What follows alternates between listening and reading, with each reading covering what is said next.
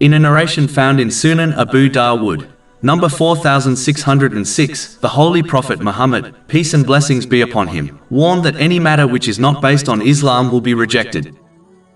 If Muslims desire lasting success in both worldly and religious matters, they must strictly adhere to the teachings of the Holy Quran and the traditions of the Holy Prophet Muhammad, peace and blessings be upon him.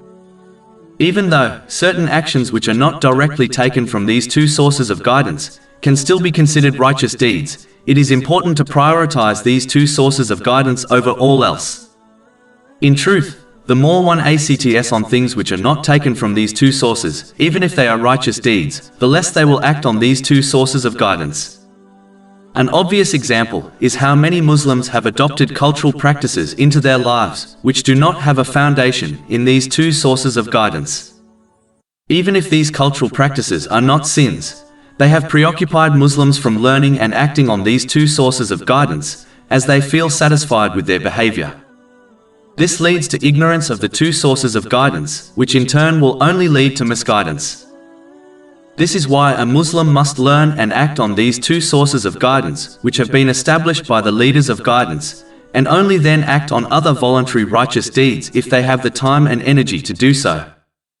But if they choose ignorance and fabricated practices, even if they are not sins, over learning and acting on these two sources of guidance, they will not achieve success. Finally, when one persists on doing deeds that are not directly connected to the two sources of guidance, due to ignorance, they will easily fall into practices and beliefs which contradict established Islamic knowledge. This takes the Muslim down the path of sins and misguidance while they think they are rightly guided. The one who knows they are lost is likely to accept and alter their direction when advised to by others.